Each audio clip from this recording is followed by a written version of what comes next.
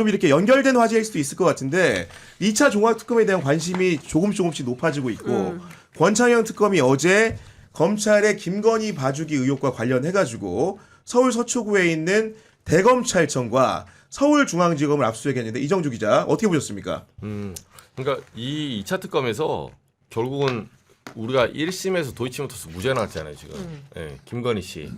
다른 거 말고 마지막에 이제 본인 샤넬 빼가고 가방 받은 거 그 세 개 받은 것 중에서도 뭐 처음에 준 건 다 무죄야. 우리가 그런 어처구니 없는 1심 판결을 받기 때문에 저는 이 2차 특검이 가장 주력해야 될 부분이 사실은 김건희 씨의 그 범죄 자체보다는 김건희 씨의 범죄를 덮도록 도와준 이 권력기관들 조사를 맞습니다. 네, 여기를 굉장히 심도 있게 봐야 돼요. 그렇습니다. 그리고 이 사람들이 사실 겁남 비슷하게 지난번에 중수청 뭐 여러 가지 지금 뭐 우여곡절 그때 법이 통과됐는데 그때까지도 엄청난 저항이 많았어요. 그래서 뭐 강백신 검사나 뭐 등등 이런 분들이 당시만 해도 그 도이치모터스 사건을 덮었을 때 어느 누가 검사 중에 2%에 누가 글 올렸습니까? 그때? 강백 씨는 당신 아닌 것 같고 예, 어쨌든 그러니까, 간에 예, 그 라인으로 이제 네네. 윤석열이 이제 명예훼손 타고 들어온 사람 경영신문 앞세게 썼으니까 제가 그 부분을 정확하게 지적하는 겁니다. 예. 네네. 근데 이제 그 검사들이 이제 거의 한 통속이에요. 사실상 윤석열 들어온 다음에 윤석열에 관련된 여죄를 묻거나 내지는 도이치모터스 관련해서 수사를 했던 사람들 그 사람들 수사하고 핸드폰 본인들이 반납하고 다 무죄 만들고 무혐의 처리했는데 그게 1차 특검에서는 규명이 안 됐죠. 그러니까 요 부분이 저는 그 진짜 소위 말해서 그 때리는 뭐 신우이가 더 밉다고 말리는 신우이가 더 밉다고 이거는 본질은 사실은 그 당시 사건을 덮은 검사들에게 있어요. 아니 도이치모터스 주가 조작 당연히 잘못됐지만 네. 저는 그런 사건은 주가 조작은 일어나기도 하거든요. 주식이 있으면 주가 조작이 있습니다. 어느 사회나 있어요. 없으면 좋겠죠. 근데 그걸 또 적발하는 게 그 금감원이고 검찰의 역할인데 그거를 해외 선진국에서는 이걸 덮어준 사례가 극히 드물어요. 국가기관 동원한다? 미국에 그런 사례 보셨어요? 상상할 수가 없죠. 네, 바로 날아가면 그 부처가 날아가요 잘못하면. 그렇죠. 적어도 주가 조작이 있으면 정치권에서 로비는 할지 몰라도 때로 달려들어서 권력기관이 그걸 무혐의를 준다? 그런 사례 저는 본 적이 없어요. 그러니까 사실 잘 우리가 복기해 보면 너무 납득할 수 없었어요. 무슨 얘기냐면 이제 그 총선에서 민주당이 대승을 하고 그렇죠. 느닷없이 민정수석 두지 않겠다고 했어요. 왜냐하면 공직후보 검증을 법무부로 가져가 버렸거든요. 한동훈 장관 시절에. 근데 느닷없이 민정수석을 신설을 하면서 한다는 얘기가 국민 여론을 청취하겠다라는 주장이었어요. 그러면서 기획통에 김주현 수석을 앉히고 그리고 얼마 안 있다가 5월 달에 느닷없이 검찰 인사를 해요. 그런데 당시에 이창수 지검장은 전주에 있었어요. 그랬는데 전주에서 문재인 대통령 등 관련된 소위 얘기하는 이제 문재인 정부 터리를 하고 있었는데 이 사람을 불러 올려요. 서울로. 그래서 중앙지검장을 시키면서 당시에 송경호 중앙지검장이 부산 고검장으로 내려가면서 좌천성 승진 인사다라는 말이 언론에서 맞아요. 정말로 만들어졌어요. 어색한 말인데. 네, 황당무계한 네. 말이 만들어져요. 그러면서 사실은 이창수 지검장을 중심으로 해가지고 도이치모터스 명품백 이런 조사들이 줄줄이 무혐의 종결 처리가 나는 거잖아요. 그 유명한 황제 출장 조사 등 해서. 그러니까 여기에서 중요한 건 뭐냐면 뭔가 결심을 했다. 뭐 무혐의할 결심. 그러면 왜 그러면 이창수는 그런 결심을 했던 건가? 그 증자가 이번에 나온 거죠. 권창용 특검팀을 통해서 무혐의 처리하는 방법을 알아봐라라는 메시지가 갔다는 거고. 그럼 이창수는 혼자 자가 발전했을까요? 나 여기서 열심히 충성해서 물론 뭐 본인의 꿈도 있었을 수 있지만 저는 이게 용산과 그러니까 이게 김주현 수석을 중심으로 한 민정 라인 되겠죠. 그리고 법무부 장관이었던 박성재, 그죠? 그리고 검찰총장 심우정, 이창수 이 라인이 없었을까요? 그런 뭐 거대한 기획 속에서 이창수도 움직였던 거다. 그렇기 때문에 저는 권창용 특검팀에서 요걸 기화로 해서 쭉 알아봐야 되는데 제가 어제 그 2차 특검팀에 취재를 했어요. 네. 증거를 많이 남긴 것 같진 않아요. 그리고 아. 그 전혀 입을 벌릴 상황도 아니에요. 그러니까 이분들이 수사 전문으로 했던 사람들이 검사들이 어떤 사람들입니까? 조작 기소까지 하는 사람들이에요. 근데 자기 증거를 남겼을 리는 만무한 겁니다. 그렇기 때문에 어떻게 보자면 권창형 특검팀이 1차 특검팀보다 일하기가 더 어렵다라고 보여져요. 시간도 많이 흘렀고 예, 그냥 뭐 그 사이에 다 증거인멸했겠죠. 그리고 휴대폰 다 바꾸고 했지 않았겠어요? 그러니까 그런 측면에서 보면 상황은 더 엄혹하고 어렵다. 그런데 제가 어제 그 통화해 보니까 특검보가 어떤 얘기를 하냐면 우리 잘할 수 있어요. 굉장히 낙관적이고 낙천적이구나. 그리고 그 김상우 의원님 같아. 아, 우리 열심히 하고 있어요. 왜 자꾸 우리 못한다 그래요? 아니, 지금 뭐 당장 기자님들한테 눈에 띄는 거를 이렇게 막 하지 못하는 것은 일하고 있는 중이어서 막 이렇게 하지 못하는 거지. 우리 나름대로 열심히 하고 있어요. 누가 자꾸 우리 못한다 그래. 그래서 제가 보기에는 지금 중요한 거는 권창형 특검을 열심히 하라고 후방에서 응원해주고 지켜보는 거다. 놀지 않고 있다. 열심히 하고 있다라는 걸 제가 어제 확인을 했습니다. 아니 저는 장윤섭의 말을 받아가지고 정말로 지금 권창형 특검이 놀지 않고 일을 열심히 하려는 것으로 보인다는 게 어제 압수했던 장소에서 제가 희망을 좀 보는 게 어떤 거냐면은 대검찰청이 어디를 털었냐? 첫 번째 정책기획과, 두 번째 정보통신과를 털고, 세 번째 반부패 이과를 털었어요. 반부패 이과는 당연히 수사를 지휘하는 데니까 중앙지검의 반부패 수사 2부와 직결돼 있으니까 지휘와 수사의 관계 이런 측면에 접근하면 당연한데 왜 정책기획과랑 정보통신과를 털었을까? 많은 분들이 궁금해할까봐 설명을 드리면 그게 캐비넷 아니에요? 그 캐비넷일 수도 있고 제가 보는 건 어떤 거냐면 그 검찰에서 쓰는 메신저라는 게 우리 이프로스라고 하거든요. 보통 이제 내부망을 이프로스라고 하는데 그 게시판 기능도 있는 거고 커뮤니티 기능도 있고 메신저 기능도 있는 거예요. 근데 이프로스라는 것들을 기본적으로 대검 예규를 보면은 이프로스를 관리하는 위원회가 있고 대검에서 줌으로 하는 과가 정책기획과 정보통신과입니다. 그 얘기는 뭐냐면은 기본적으로 검찰 내부에 있는 지휘부와 담당했던 부장과 검사가 어떤 방식으로 소통했는지를 정확하게 살펴보겠다는 거고 메신저. 통상적으로 검사들 같은 경우에는 우리처럼 뭐 텔레그램이나 카톡으로 소통하지 않습니다. 내부에 있는 내부망을 통해 소통하는 거고 이프로스 메신저에 있는 쪽지 기능이나 대화 기능을 통해서 대화를 하는데 이렇게 압수수색처를 특정했다는 것은 기본적으로 사전에 흡수한 여러 가지 정보에 비춰볼 때 중요한 대화들이 오간 정황을 포착을 했다는 것이고 그것이 일부가 이제 김건희 특검에 사전적으로 발견이 돼가지고 그 수사가 이어지고 발전되는 측면이 있는 것들을 보여주는 징표라고 생각합니다. 그렇죠. 네. 이번에 제대로 하네요. 네. 그러니까요. 네. 그러니까 저는 지난번에도 말씀드렸지만 수사 의지가 굉장히 중요한데 매우 높다라는 것이고 내란 특검 담당하는 특검보도 기록이 4만 쪽이래요. 그래서 그거 읽느라고 너무 바쁘긴 한데 굳이 노상원의 입을 벌리지 않더라도 거기 기록에 나와 있는 것만 하더라도 너무 많다는 거예요. 너무 많다. 예, 그러니까 증좌는 차고 넘치는데 제대로 수사가 안 됐던 문제들이 있었던 것 같고 이 부분에 대해서 조금 뭐 적극적으로 문제 제기가 될까봐 오히려 좀 조은석 특검팀이 좀 협조를 세게 안 하는 분위기는 있는 것 같더라. 네네. 예, 여기까지만 하겠습니다. 아니 근데 그 아까 김건희 관련된 수사를 이어서 좀 이렇게 우리 의원님한테 여쭤보면은 경향신문 취재 결과 이제 이런 보도가 나왔는데 그 이창수 전 서울중앙지검장이 당시 수사 당시에 담당 검사한테 검찰 내부 메신저로 김건희 씨와 유사한 역할을 한 주가조작범 등의 무죄 판례를 검토하라는 어떻게 보면 취지의 지시를 한 사실이 드러났다는 보도가 있었는데 만약 이런 보도가 사실이라고 한다면은 중앙지검장이 일선에 있는 수사하는 주인 검사한테 수사와 관련해서 이런 연락을 하는 게 통상적인 경우라고 보십니까? 무죄 취지로 검토하라라는 거는 검사의 직분이 아니지 않나요? 일단은 안 그래도 제가 기자님한테 여쭤보고 싶은 게 있는데 자 만약에 지금 이런 내용들이라면 형법상 직권남용죄 그렇습니다. 또 검찰청법 위반 등등등 지금 형사범죄거든요. 제목이 그렇죠. 근데 공수처에서 왜 공수처가 수사 안 하는지 혹시 취재된 아신 거 있으세요? 사전적으로 왜 제대로 못했는지에 대해서 아니 지금도 지금 이 순간. 왜 지금도 지금 보면 예를 들어서 조작 기소했던 그 검사도 아직 입건이 안 됐잖아요. 네. 입건됐나? 수사 제대로 안 되고 있잖아요. 아직 안 검사 됐어요. 신분일걸요. 네. 이거 뭐 하는 건가 싶어요. 그래서 그 공수처 만들어놨는데 왜 이런 검사들 수사 안 하죠?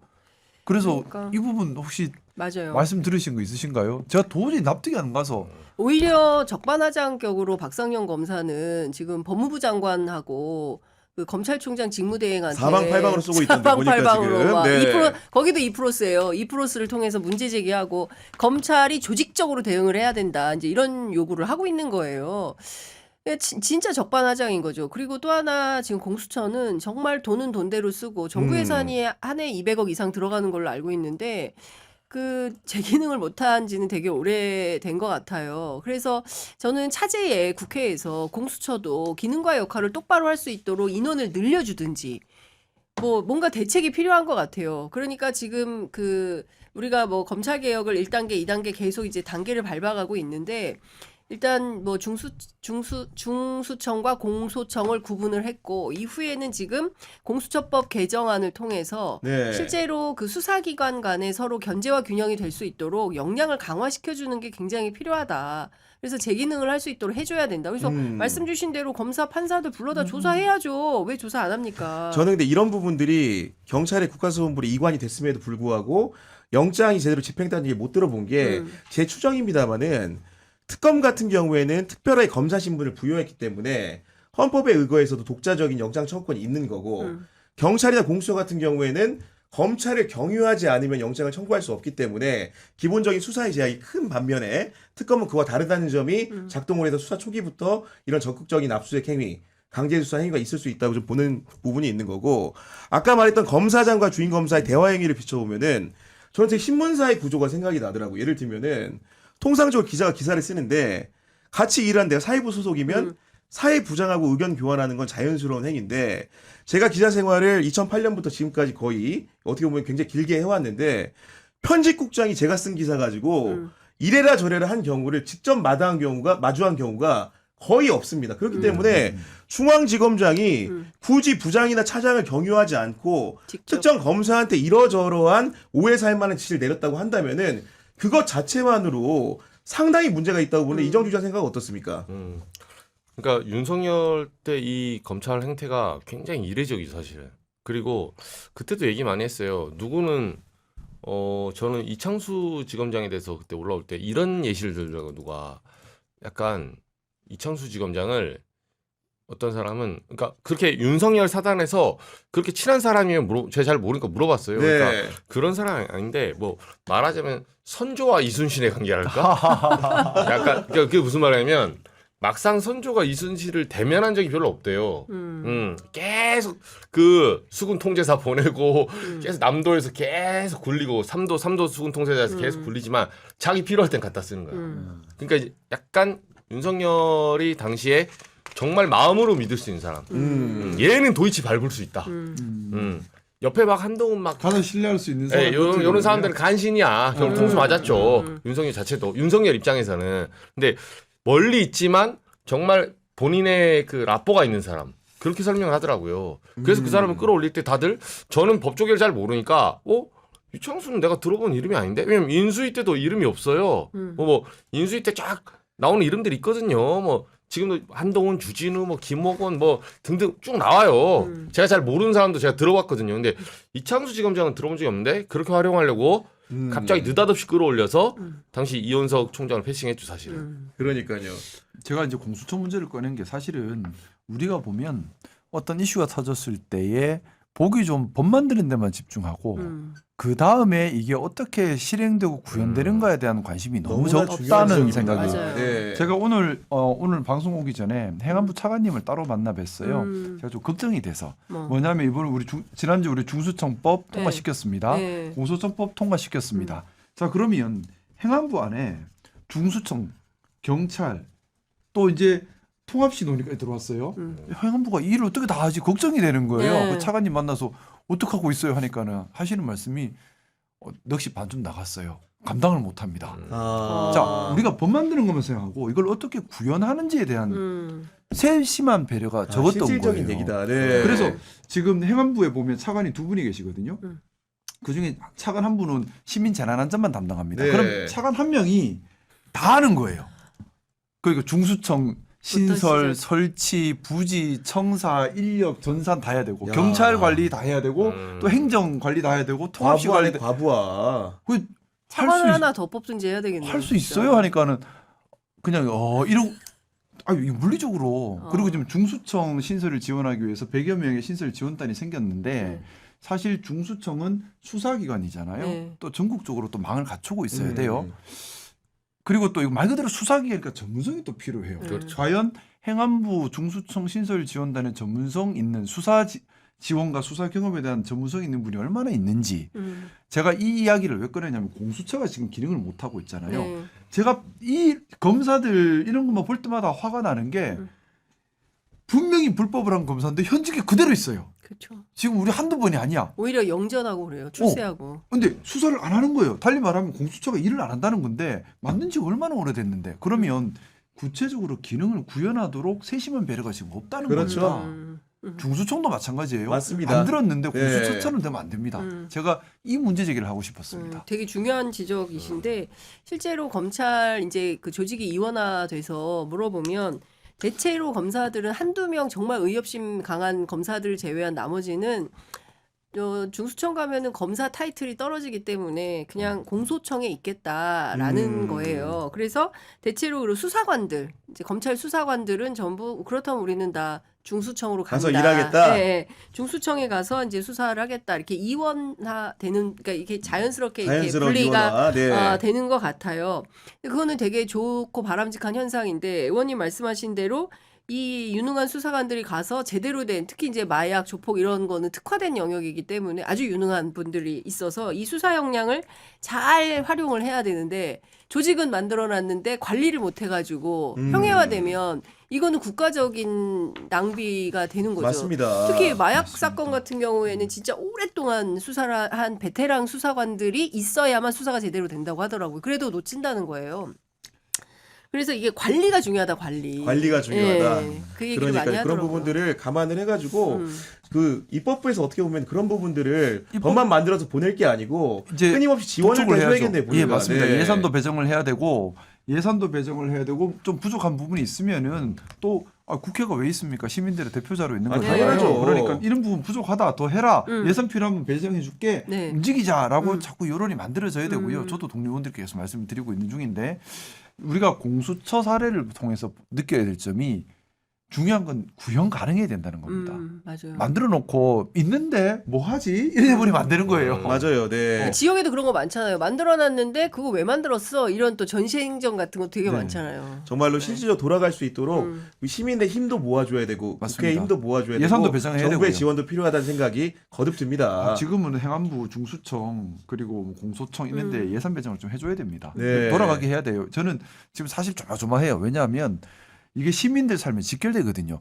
제가 걱정하는 거는 경찰 수사권을 어떻게 통제할 것인가 하는 점도 중수청이 어떻게 잘 기능하게 할 것인가 또 공소청이 어떻게 이제 원래 취지대로 돌아가게 할 것인가라는 이런 부분들인데 이게 제대로 작동을 안 하면 시민들 입장에서 바로 억울한 일이 생겨버립니다. 시민들 삶에 직결되기 때문에 근데 이런 것들이 예를 들어 옛날 무슨 게이트 같은 거 하나 딱 터져버리면 정권에 부담이 돼버려요. 기다렸다는 듯이 언론이 쓰겠죠. 예 그런 게이트 하나 터지면 기다렸다는 듯이 네. 저쪽 적폐들이 국민의힘. 다 들고 일나가지고 와 그거 봐라 이럴 거거든요. 봐라 이래서 하지 말라 그랬잖아. 저 뭐 이렇게 조마조마해요. 되겠죠. 예. 사실은 지난번에 우리 대통령님 만찬할 때 대통령님께서 그 말씀을 하셨었는데 제가 제일 기억나는 게 그 말이에요. 뭐 새로운 말은 안 해요. 아니, 잠깐 좋았네 보니까. 갑자기 지금 뭐 이거 나오나 했는데. 음모론 저한테 물어보세요. 대통령님께서 모든 개혁적인 혁명이 끝에 네. 잘 안 끝난 경우들이 많다. 왜냐하면 반동적 시도 때문에 무너지는 경우들이 많다. 우리가 거기서 역사적 배움을 얻어야 한다. 그 이유 중에 하나가 이제 하나는 우리가 너무 선명성 경쟁을 하면서 우리 간에 분열이 돼버리는 것. 또 하나는 너무 과하게 아니면 구체적인 구현 방법을 연구하지 않아가지고 이제 상대는 이제 원한이 사무치겠죠. 지금 검찰 조직은 원한이 사무치고 있는 중이겠죠. 그렇죠. 예. 이 사람들이 들고 일어날 명분을 줘버린다. 맞아요. 네. 그러면 큰일 나는 겁니다. 네. 그래서 저는 혹시라도 경찰 수사가 제대로 안 되거나 중수청이 기능을 못 하거나 공소청에서 삐걱거려서 음. 그렇게 반동이라는 표현이 좀 과한가? 어쨌든 반동의 계기를 만들어줘서는 안 된다. 그렇죠. 그래서 그렇죠. 그러려면 지금 예산 배정, 관심 그리고 또 세밀하게 구현 가능하게 공수처가 잘 했으면 왜 지금까지 그렇죠. 검사들이 이러고 다니겠어요? 네. 이거 구현 가능하게 만들어야 돼요. 네.